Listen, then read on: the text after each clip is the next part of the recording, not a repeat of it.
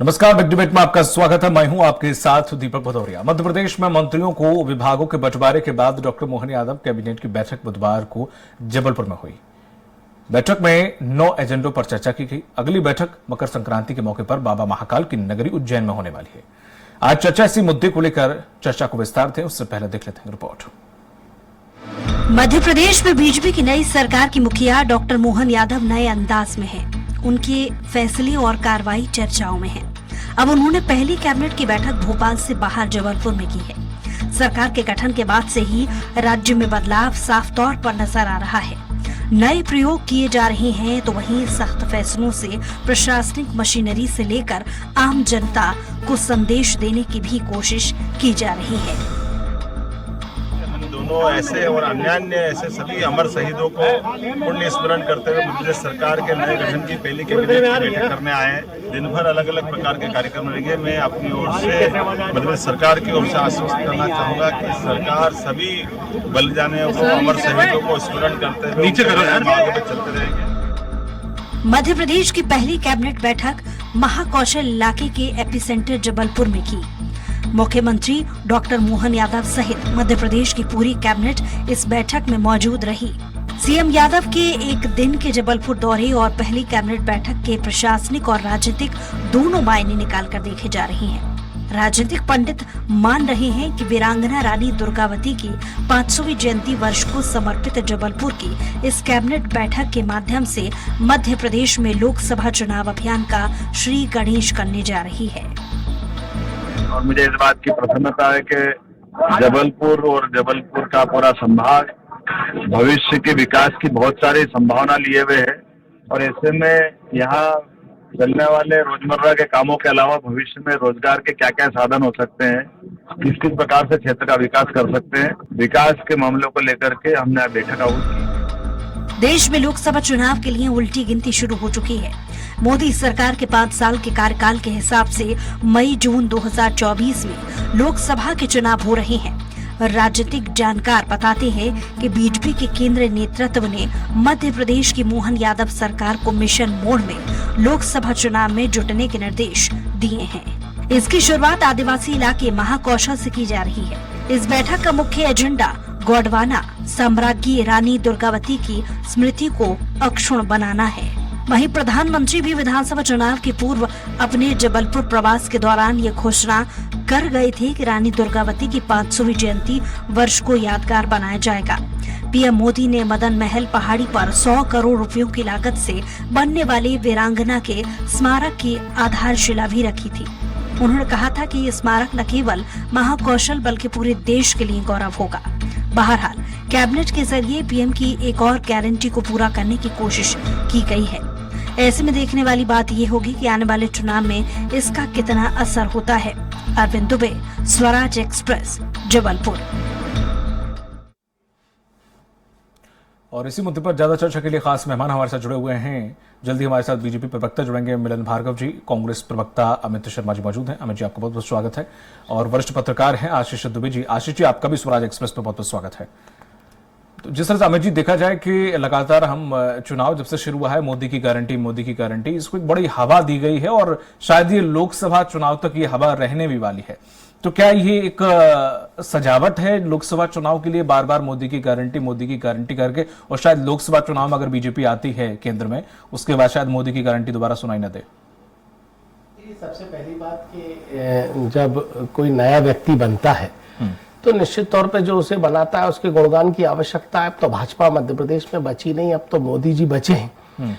Party का तो नाम ही मोदी पार्टी आने वाले समय में होना चाहिए और मोदी जी की प्रशंसा करना है तो देश में रहना है। तो डॉक्टर मोहन यादव जी आज जिस तरीके से कैबिनेट की बैठक जबलपुर में की तो वीरांगना जी को समर्पित करा और बैठक में उन्होंने विकास कार्य और ये शब्द कहे कि रोजगार के लिए क्या आयाम हो सकते हैं, विकसित के लिए क्या आयाम हो सकते हैं। निश्चित ही मैं आलोचना नहीं करूंगा। एक प्रदेश के मुख्यमंत्री के लिए अगर इन बातों पर वो गंभीरता से विचार कर रहे हैं तो प्रशंसनीय है। लेकिन मध्य प्रदेश जबलपुर के कुछ लोग भी शायद आज कैबिनेट थी तो मैं समझता हूं कि कुछ और जो बची कुछ योजनाएं थी आज उनका कम से कम शिलान्यास एक बड़े स्तर पर होना था। एक बड़ी सौगात लाडली बहनों को भी 3,000 1,500 है तो कम से कम 200 रुपए ही बढ़ा देते। वहां पर एक नई कैबिनेट स्तर पर हुई और मैं कहता हूं कि कैबिनेट भी अगली में मानी मोहन यादव जी की जिस तरीके से मंशा है, एक आदिवासी क्षेत्र में किसी गांव तहसील में भी एक कैबिनेट करें जाके, जिससे अगर वाकई में विकास की एक मंशा स्पष्ट है तो जाके कहीं ना कहीं अगर मुख्यमंत्री छोटी सी तहसील या छोटे से जिले में कहीं जाते हैं तो विकास भी होता है, एक नया आयाम भी बनता है और मुख्यमंत्री जी रोजगार के नए आयाम देख रहे हैं तो निश्चित तौर पे कहीं ना कहीं वहां के अफसर, मैदानी अफसर भी वहां एसी बैठे हुए कमरे से मैदान में आएंगे मुख्यमंत्री के जाने से, और पूरी सरकार जब वहां रहेगी तो निश्चित तौर पे कहीं ना कहीं कोई बदलाव होगा। मैं इस कदम की प्रशंसा करता हूं। तो ये जिस तरह से जो एक्सपेरिमेंट चल रहा है कि हर एक शहर में जाके कैबिनेट की मीटिंग करना, ये एक अच्छी इनिशिएटिव है अगर आप इसे इस तरह से देख रहे हैं। नहीं, बिल्कुल। देखिए, प्रदेश के मुख्यमंत्री हैं और दीपक भाई, अगर प्रदेश का मुखिया कहीं जाता है तो सरकार कहीं जाती है तो निश्चित तौर पे कहीं ना कहीं कुछ बदलाव होते हैं, लेकिन ऐसे बदलाव ना हो कि मध्य प्रदेश के पूर्व मुख्यमंत्री शिवराज सिंह चौहान जी ने हनुमंतिया में बैठक ली तो एक बड़े तालाब को एक छोटा सा किनारा 3 महीने के लिए बनाकर वहां रह गए। उन्होंने पचमढ़ी में भी घोषणा करी थी, वहां पचमढ़ी में भी बैठक हुई थी। जबलपुर में स्वयं पूर्व मुख्यमंत्री जी कई बार बैठक ले चुके, लेकिन सिर्फ ये अकेली कैबिनेट बैठक लेकर ही आहूत ना हो जाए। उस धरातल पर जो वहां के पिछड़े हैं, अनुसूचित जाति है, जनजाति है, आम जनमानस है, उनको जो आपके संकल्प पत्र की योजना है उनको उनका लाभ मिल सके, ये भी सुनिश्चित करें कैबिनेट बैठक में। चूंकि आज सरकार बने लंबा एक थोड़ा सा समय हो गया मुख्यमंत्री जी को शपथ लिए हुए, तो मैं समझता हूं कि वहां के विकास कार्यों की समीक्षा ली गई होगी, वहां के रोजगार की समीक्षा ली गई होगी, वहां के आदिवासियों पे अत्याचार की, महिलाओं के अत्याचार की समीक्षा ली गई होगी। तो आने वाले समय में अगर कैबिनेट ही दोबारा वहां होगी तो पिछली कैबिनेट का प्रश्न कांग्रेस पूछेगी। ठीक, मिलन जी आप तक आवाज आ रही है? ठीक है, मिलन जी से संपर्क नहीं हो पा रहा। आशीष जी, जिस तरीके से मोदी की गारंटी को जिस तरह से बीजेपी रिप्रेजेंट कर रही है, मोदी की गारंटी, और हम देख रहे हैं लोकसभा चुनाव तक शायद इस नारे का या इस स्लोगन का ज्यादा इस्तेमाल भी किया जाएगा, लेकिन क्या जिस तरह से अभी 3-4 महीने लोकसभा चुनाव के लिए बचे हुए हैं तो जिस तरह से कवायद और तेजी लाई जा रही है, घोषणाओं पे घोषणाएं की जा रही हैं, शिलान्यास, लोकार्पण, बैठकें, मीटिंग सब चल रहा है, तो क्या ये लोकसभा चुनाव तक ही सीमित है, उसके आगे भी देखने को मिलेगा? देखिए, फिलहाल तो जो मुझे लगता है कि मध्य प्रदेश में जो मोहन यादव सरकार का जो लक्ष्य है वो अगले 3 महीने का उनका जो रोड मैप होगा, ठीक, वो मुझे 70-80 दिन में वो क्या परफॉर्म कर सकते हैं, क्या डिलीवर कर सकते हैं, ये उस सरकार की अभी प्राथमिकता होगी। और यदि कोई और सरकार की बन चुन के आती तो उसकी प्राथमिकता भी यही होती, क्योंकि लोकसभा चुनाव दोनों ही पार्टियों के लिए बहुत महत्वपूर्ण है। तो जबलपुर में जो बैठक की गई है वो प्रशासनिक रूप से तो महत्वपूर्ण है ही, क्योंकि कैबिनेट की बैठक है और महाकौशल को लेकर उसमें बहुत सारी चीजें अपने आप उसका महत्व उजागर हो जाता है, प्रशासनिक तौर पर भी मशीनरी सक्रिय हो जाती है। लेकिन ये राजनीतिक संदेश देने वाली भी बैठक है, क्योंकि महाकौशल ही वो क्षेत्र है जहां से तकरीबन 1.5 साल पहले अमित शाह ने भाजपा के लिए एक जबरदस्त कैंपेन शुरू किया। बिल्कुल। उसके बाद शिवराज सरकार जब वहां थी तो उसका भी बहुत सारी चीजें महाकौशल से शुरू हुई। इवन जो लाडली बहना योजना है वो भी महाकौशल से शुरू हुई, क्योंकि वो एक बहुत बड़ा बेल्ट है और वहां एक आदिवासी भी बहुत बड़ा फैक्टर है, वोटर है, जाहिर है। और इन सब चीजों के हिसाब से ही ये कैबिनेट मुझे जो मैं मानता हूँ ये डिजाइन की गई है जबलपुर में, और बुरा भी नहीं है। राजनीतिक रूप से दल अपने अपने हिसाब से अपनी जमावट करते हैं और प्रशासनिक रूप से भी करते हैं, तो ये जो कैबिनेट है राजनीतिक और प्रशासनिक दोनों संदेश देने वाली बैठक, और ये दूसरे दलों के लिए भी अलार्मिंग है जो चुनाव में उतरने वाले हैं। तो अब वो अपनी रणनीति कैसे बनाते हैं, मध्य प्रदेश में तो सिर्फ यहाँ पे एक कांग्रेस ही है और 1-2 छोटे दल हैं, तो ये उस हिसाब से ये चीजें मुझे लगता है राजनीतिक रूप से आगे बढ़ेंगी। और मोहन यादव सरकार अभी मुझे साफ है कि 2-2.5 महीने के लक्ष्य के हिसाब से वो अपना रोड मैप बनाएगी और उसको डिलीवर करेगी। अमित जी, जिस तरह से मोदी की गारंटी का असर हमने देखा, चाहे लाडली बहना हो, मोदी की गारंटी इसलिए मैं कह रहा हूं पहली बार क्योंकि तीनों राज्यों में मोदी की गारंटी थी, लाडली बहना सिर्फ मध्य प्रदेश में थी, तो जाहिर सी बात है कि मोदी की गारंटी पर लोग भरोसा कर रहे हैं और किया भी है। आने वाले लोकसभा चुनाव में शायद तीनों राज्यों की सरकारें इतनी कवायद तेज जिससे दिख रही हैं कि कार्य कर रही हैं, प्रगतिशील हैं, तो उससे लग रहा है कि वो अपना तब तक बहुत अच्छा एक छाप छोड़ने की कोशिश जनता के बीच में करेंगी। लेकिन अब हम कहां पर हैं और हम क्या कर रहे हैं, इस पे कभी सवाल आपने खड़ा किया कि हम आखिर कहां खड़े हैं इस वक्त? तो कांग्रेस कहां खड़ी है? देखिए दीपक भाई, अभी हाल ही में चुनाव हुआ है। निश्चित ही मैं आपको बता दूं कि 40.6% वोट जो कांग्रेस के पास है, ऐसा नहीं है कि मध्य प्रदेश में वोट नहीं है। जो 7% वोट बढ़ गया भारतीय जनता पार्टी को, जिसको उसका लाभ मिला। और निश्चित ही चाहे वो मोदी की गारंटी हो, चाहे वो सरकार के किए हुए काम हो, या जो भी चीजें हों, चूंकि सत्ता का जनादेश जनमत संग्रह में जनता ने उनको जिम्मेदारी दी और हमें विपक्ष का बिठाने का काम किया है, तो मैं आलोचना नहीं करूंगा। अब रही बात मोदी की गारंटी, तो भारतीय जनता पार्टी पिछले 18 वर्षों से यही मोदी जी की गारंटी के माध्यम से सरकार, चाहे शिवराज जी की हो, चाहे वो भारतीय जनता पार्टी की सरकार हो, चल रही थी। सिर्फ मुखौटा बदलने का काम किया है। मोदी के लोग आ गए। अब मोदी की गारंटी में लोग मोदी के बना दिए। शिवराज जी थोड़े से दिल्ली नहीं जाऊंगा, मर जाऊंगा, और तमाम सारे वक्तव्य हैं, तो उनको मोदी जी को नहीं अच्छा लगा होगा, अमित जी को अच्छा नहीं लगा, तो उन्हें हटा दिया। अब हटाने के बाद डॉक्टर मनमोहन यादव जी को बनाया है, तो मोदी की गारंटी तो संकल्प पत्र से जाहिर होगी। हम उस मोदी की गारंटी का पीछा वहां तक करेंगे कि सरकार मोदी जी के द्वारा दी गई गारंटी, सरकार भारतीय जनता पार्टी के द्वारा दिया गया संकल्प पत्र, जिस पर विश्वास कर मध्य प्रदेश की जनता ने उनको भारी बहुमतों से जिताने का काम किया है, वो गारंटी पूरी कब पूरी हो रही है? अब गारंटी के तौर पर महिलाओं को कब मिलने वाले हैं 3,000? उसके लिए क्या लोकसभा का इंतजार करना होगा? क्या 100 रुपए बढ़ेंगे? किस क्रम में बढ़ेंगे? और अब जो धान फसल आने वाली है, समर्थन मूल्य कब मिलेगा? जो ब्याज कब कम होगी? आज बिजली की बिल माफ करने की बात आई थी, जो करीब करीब की हर किसान के हजारों रुपए हैं, वो सरकार कब कम करेगी? छात्रों को रोजगार कब देगी? महिलाओं पर अत्याचार कम करेंगे? ये गारंटी पूरी करने का समय अब सरकार का आ गया है कि चाहे आप जबलपुर में कैबिनेट की बैठक कर लीजिए, चाहे भोपाल में कर लीजिए, या कल सागर में कर लीजिए, सिर्फ वो पिकनिक स्पॉट बन के न रह जाए। सरकार को वास्तविकता पर आकर अपने संकल्प को पूरा करना होगा।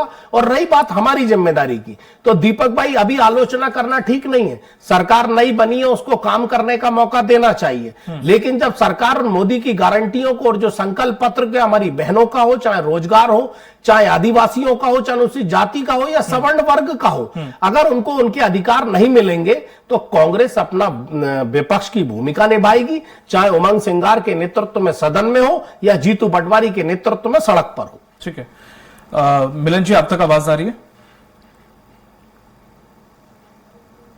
मिलन जी, आप सुन पा रहे हैं? जी मिलन जी, जिस तरह से मोदी की गारंटी की चर्चा हर जगह है और इसे एक स्लोगन बना लिया गया है कि मोदी की गारंटी, तो लगातार विपक्ष ये कह रहा है कि मोदी की गारंटी का लोकसभा चुनाव तक जो नारा है वो तब तक सीमित रहेगा, जीतने के बाद शायद फिर मोदी की गारंटी नजर ना आए। और वो पैनी नजर बनाए हुए हैं, कह रहे हैं कि 1 महीना तकरीबन होने को है, और ऐसे में कुछ धरातल पर वो मोदी की गारंटी दिख नहीं रही है, फिर भी हम उन्हें मौका देते हैं क्योंकि नई नई सरकार है।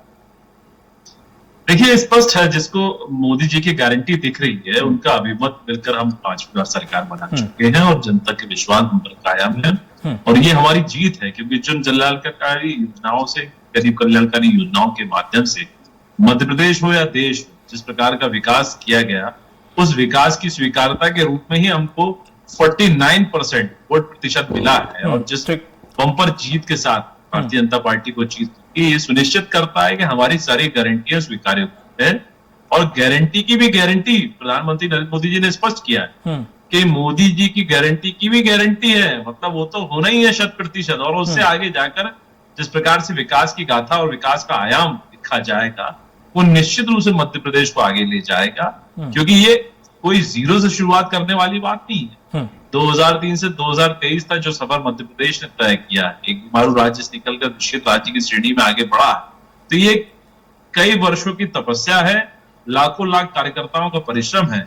और जनता को जिस प्रकार से जनहितकारी योजनाओं के माध्यम से भारतीय जनता पार्टी की सरकार ने लाभ पहुंचाया है, ये निश्चित रूप से मध्य प्रदेश को आगे ले जाएगा।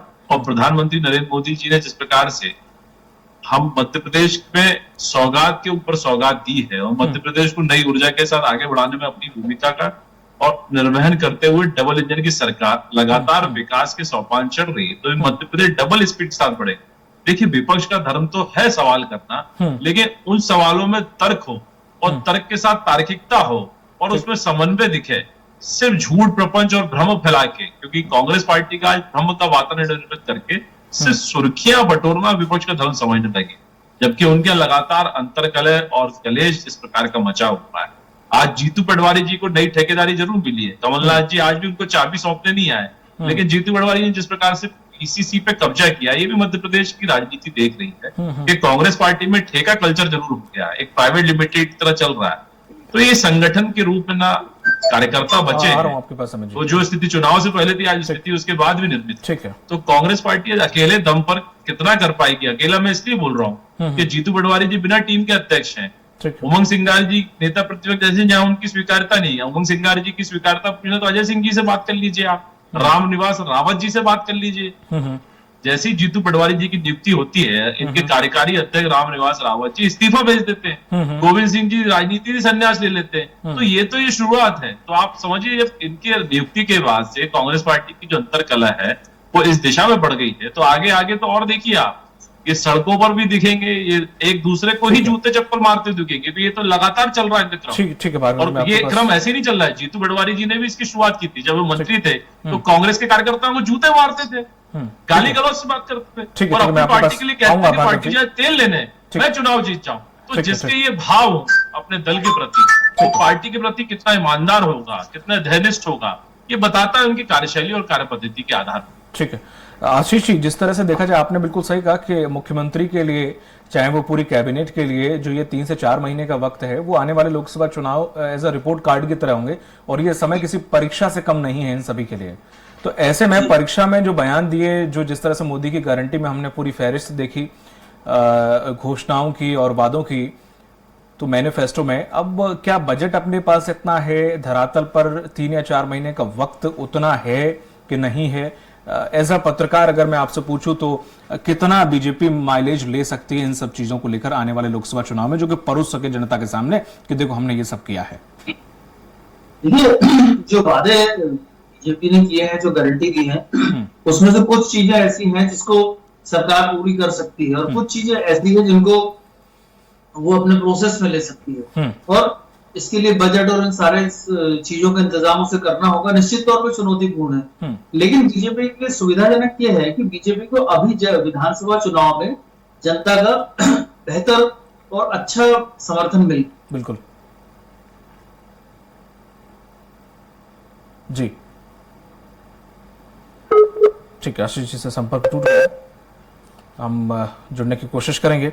अमित जी, जिस तरह से जो मोदी जी की गारंटी का है, हमने इसका व्यापक असर देखा। ठीक है, हमारे साथ फिर से जुड़ गए हैं आशीष जी। आशीष जी जी, नहीं, बिल्कुल मोदी की जो गारंटी, एक्चुअली जो बीजेपी को जो समर्थन अभी मिल गया है मध्य प्रदेश से, उसका उसको मानसिक मनोवैज्ञानिक रूप से बहुत फायदा मिलेगा, और कांग्रेस से बढ़त बनाने में उसको मदद मिल जाएगी।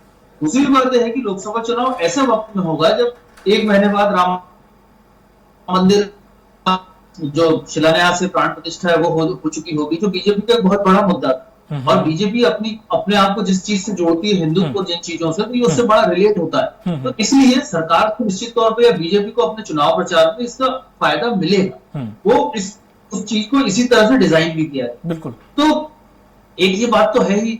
दूसरी बात ये है कि बीजेपी के सामने मध्य प्रदेश में खासतौर पर लोकसभा में चुनौती बहुत मजबूत नहीं है। विधानसभा में कांग्रेस मजबूत स्थिति में चुनौती देती दिख रही थी, लोकसभा में नहीं दिखती, क्योंकि ऑलरेडी उसके पास 28 सीटें हैं बीजेपी के पास। तो लोकसभा चुनाव व्यापक मुद्दे पे होता है, तो जिसमें मोदी की गारंटी और ये चीजें भारी पड़ती है। अब जरूरत बस सिर्फ इतनी है कि यदि कांग्रेस इसको अच्छे से फेस करना चाहे तो कांग्रेस के पास भी मैदान खुला है, इसलिए क्योंकि कांग्रेस भी लगभग 9 से 10 सीटों पे अभी लोकसभा सीटों पे बढ़त बना चुकी है, विधानसभा के रिजल्ट बार देखा जाए। अब ये डिपेंड करेगा कि कांग्रेस किस तरह से अपने आप को तैयार करती है, वापस खड़ा करती है। ठीक है, लेकिन मैं मानता हूं कि मध्य प्रदेश में लोकसभा चुनाव में अपर हैंड बीजेपी का है। ठीक है, छोटे छोटे सवाल रखते हैं और उत्तर भी समय कम है, तो अमित जी हाँ पहली बात रख लीजिए आप अपनी। दीपक भाई, मेरे भारतीय जनता पार्टी के विद्वान साथी अभी जीतू पटवारी जी के बारे में कह रहे थे, तो मुझे अच्छा लगा कि भारतीय जनता पार्टी अपनी सरकार का बखान ना करते हुए जीतू पटवारी जी की इतनी चिंता कर रही है और इतना भय रख रही है कि एक बार के वक्तव्य में 12 बार जीतू पटवारी का नाम ले दिया। अब कुछ शब्दों की बात वो कर रहे थे मेरे मिलिंद भाई, बहुत पढ़े लिखे हैं, समझदार हैं, तो मैं कहना चाहता हूं जो डॉक्टर मोहन यादव जी बने हैं वो क्या भूमाफिया थे, क्या थे, तो शिवराज सरकार ने प्रूफ करा था सिंहस्थ में। और रही बात एक भाषा की कह रहे थे, तो मोहन यादव जी का मुख्यमंत्री बनते से ही कुछ एक बहन भाई की कुछ एक थोड़ी सी गाली सामने आई थी जो पूरी मीडिया के और सोशल मीडिया के माध्यम से, तो ये वो चरित्र है। तो मैं कहना चाहता हूं मिलिंद भाई को, सरकार आपकी आई है, आपको मुबारक और आपको बधाई, तू इधर उधर की बात मत कर, चल जरा रास्ते पर आ। मैं कहना चाहता हूं कि आप जीतू पटवारी की चिंता मत करो, उमंग सिंगार जी की चिंता मत करो। अब सरकार में जो आपने प्रश्न करे हैं, जो वचन दिए हैं, अब आप जनता की चिंता करने का काम करो। अंतिम बात अब आपकी गारंटी की, तो मोदी की गारंटी की दीपक भाई क्यों भरोसा कम हो रहा है? मोदी जी ने गारंटी दी थी 2013 से लेकर आज तक कि 2 करोड़ लोगों को रोजगार मिलेगा। मोदी जी ने कहा था कि मध्य प्रदेश नहीं, देश का किसान डबल इंजन की सरकार से डबल फायदा होगा। तो मध्य प्रदेश में 74,000 किसानों ने 2023 3 साल के अंदर आत्महत्या कर ली। अच्छा, तीसरी बात ये कह रहे थे कि कांग्रेस ये अफवाह फैला रही है, तो मैं अफवाह कांग्रेस नहीं फैला रही। एनसीआरबी की रिपोर्ट देख लीजिए, आपकी 18 साल की सरकार है और अब फिर सरकार आ गई। एनसीआरबी की क्या रिपोर्ट है, सीएजी की क्या रिपोर्ट है, महिला अत्याचार में आप कहां हैं, आदिवासियों के अत्याचार में कहां हैं? आप सरकार जरूर बना लिए, लेकिन आप उन तथ्यों को, आप उन घोटालों को, उन बेरोजगारी को, जो कहीं ना कहीं ये सेंट्रल गवर्नमेंट की रिपोर्टें हैं, जो कहीं ना कहीं एक रिकॉर्ड में दर्ज है, उन बातों से आपका पल्ला और पीछा आप जोड़ा नहीं सकते। बातों को जरूर घुमा सकते हो, लेकिन अब सीधी सी बात कांग्रेस भी पूछेगी और जनता पूछेगी कि आप अपने वचनों को कब पूरा करेंगे। मैं विनम्रता से कहना चाहता हूं आपकी सरकार से, अगर आपकी सरकार विपक्ष नहीं होगा तो राह डगमगा जाएगी मिलिंद भाई। इसीलिए आप अपने रास्ते पर रहिए, अपने वादों को पूरा करिए, कांग्रेस की चिंता मत करिए। कांग्रेस तो सड़क पर आपकी चिंता कर लेगी। जिस तरीके से आप भारतीय जनता पार्टी के जो नेता जीतू पटवारी का आंदोलन करने वाले का जो चेहरा जानते हैं, जो डर है, वो मेरे समझते, मुझे खुशी है कि आपको वो डर होना चाहिए विपक्ष का, और आप सरकार की सकारात्मक तरीके से जनता की सेवा करिए। ठीक है, मिलन जी जी,